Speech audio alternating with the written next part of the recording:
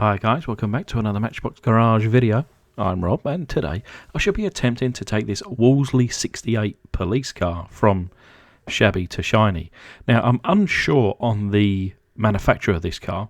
Doing a little bit of googling, it could either be Budgie Morrisstone or Modern Toys 101. So this is the number 5, and I must admit, when I was looking at it, I guess probably a couple of months ago when I first got the car, I'm sure that I was reading that it was a Budgie toy. But yeah, the first thing that comes up today on toymart.com is that it's a Modern Toys 101. So I don't know, maybe someone down in the comments section can confirm either way. I would certainly appreciate it. But yeah, beautiful little car. Just a little bit of light restoration really. Just a simple take it apart and paint it back up again. But anyway, 2,000 likes, it could be yours. So this is the car in question. Obviously, I'm thinking that there's only probably about 20% of the paint remaining on this one. But yeah, underneath it does read police car, Wolsley 68, made in England, which is a number 5 car. And there's basically, as you can see underneath there, there's no rivets. There's no tabs. There's yeah, nothing really for me to figure out how to take this off. So I just used a bit of brute strength, to be honest, and kind of just pulled down the base here, and you can see that thankfully no damage, but it was attached at the back here. But you know, certainly there was no rivet, no tab. But yeah, I'll be gluing this one back on today. So as you can see, it's just kind of broken off there, and got a tab at the other end which just kind of like slots in, but that'll easily glue back, of course.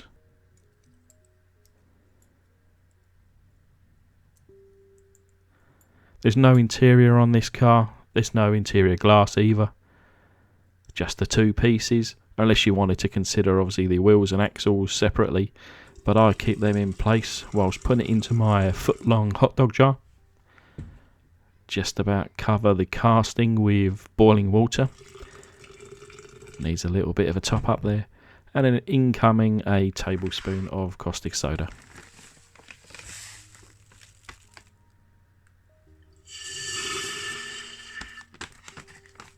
Quite a violent reaction today. Normally I'd dump this lot in, but I was just putting it in a little bit at a time, and certainly a big reaction today. Unsure why.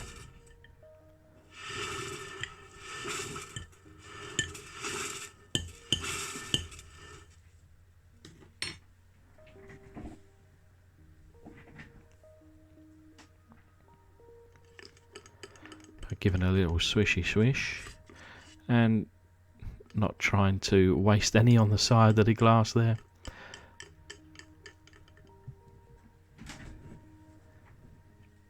You can start to see actually a few bits of paint floating already in the top of the water and in the jar there.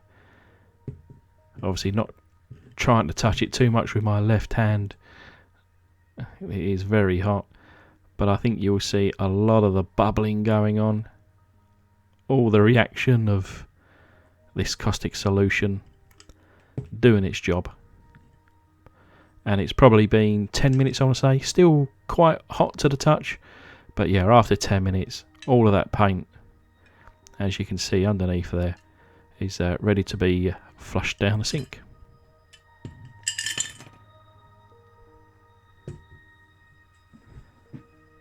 So here we have the main casting. There's a tiny little bit of paint hanging on, but we're probably 99.3% removed, and all the paint has gone on the base, and thankfully the wheels stayed in good condition. So just doing a little bit of a clean up, because of course water doesn't really react too well with the electricity or battery power. But I use 3 different types of steel wire wheels here. You can see the one that I prefer that's in the tack life at the moment, smaller one for some detail work, and then the flat one, which I use less of, I find that one is a bit too, I don't know, I think it's just a bit too aggressive. I think this one is perfect in the middle, but as you can see there, just a few seconds of going over that roof section and already that's coming up pretty nice.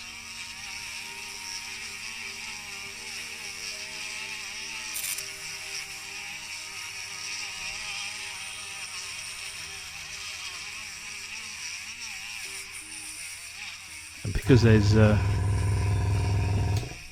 me turn that off.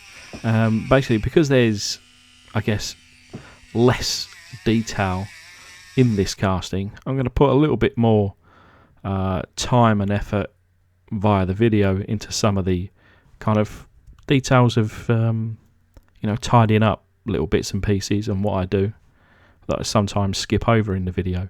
For example, this, you can see a little bit of flashing in the windows there. It's very minor, but I'd spend hours taking these cars apart, obviously polishing them up and repainting and putting them back together, just skipping on these little things that take all of 30 seconds. Just seems crazy to me. So you see I've got a couple of these needle files. I've got all different shapes and sizes. I've also used some like nail files that I borrowed from my wife and I still need to return. But yeah, we'll put those to one side. And I'm using this Bondic, which I think is a great little thing. You place on the glue and obviously use the UV and it hardens up straight away. And this was on the top end. I'm thinking I'm going to glue this fast. I don't need this or want this bobbling around. There's a little kind of tab underneath here. Glue that shut. And I'm back again. And just as I was just about to glue it shut, I was turning it and I thought, I don't want to glue this shut. This is a searchlight. And a searchlight needs to turn around. So we'll be leaving that today. As you're driving along the hedges, of course you need to turn that hedge light into the hedge. See if you can find that baddie.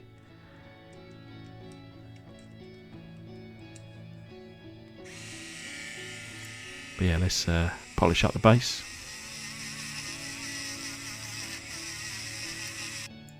And the base here, looking beautiful. Look how shiny that is. Now originally this would have been painted silver, but I'm going to leave this in the polished state. And I'm going to clean up the wheels now. And this is just with water and obviously these earbuds or Q-tips, and you can see all the muck and grime that was in there.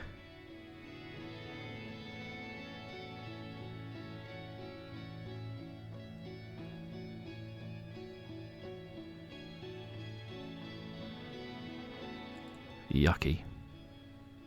So we'll do that all on all four corners. And just before I started to paint, I noticed there was I guess a gouge or a hole, or most likely in the during the production, and I've just used some filler there,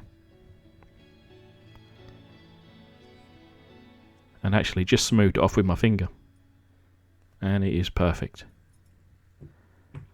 So we're just about ready for some primer, and I'll be using Tamiya Fine Surface Primer in white.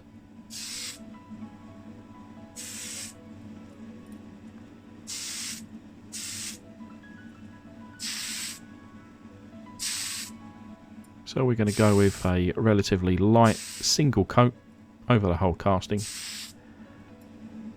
and leave it to fully dry. Doesn't take very long, 5 or 10 minutes is all. I do put it above a radiator so it does dry off pretty quick, and I'll be using the Tamiya X1 Black today.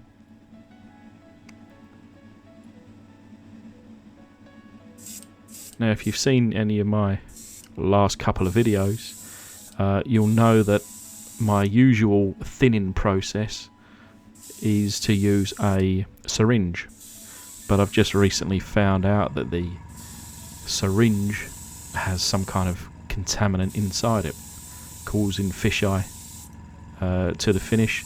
So I'm having to kind of just go by guess really, and just pour in a little bit of thinner.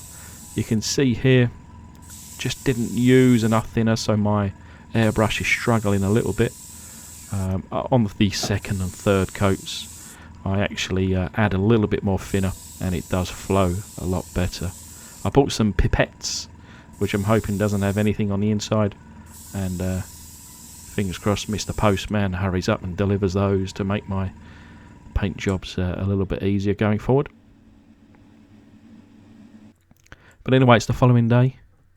I've added some Tamiya clear on these wheels just to get them shiny, and also on top of the black, some Tamiya X22 clearers again. And yeah, the spotlight here still turns, and I'm going to add some details off camera, but here's a little reminder of what she looked like. And this is the result. So you can see there I've used some chrome silver in the grille, the front headlights, and also the searchlights on the top of the car there. Coming around the side, just simply nice clean glossy paintwork, cleaned up wheels with a little bit of clear gloss to get those shining. And around back, using that same kind of silver chrome, which is a Tamiya paint, so not the chrome pen, on that rear bumper. And I think my camera with the black, with this white background, was struggling a little bit, but yeah, really happy with this one. Lovely and shiny. I hope you like it. Remember, 2,000 likes, comment down below, could be yours. But anyway, I just want to take this opportunity to thank my amazing patrons. Thank you very much, guys. And thanks everybody else for watching. I hope you enjoyed this one, and I'll see you on the next.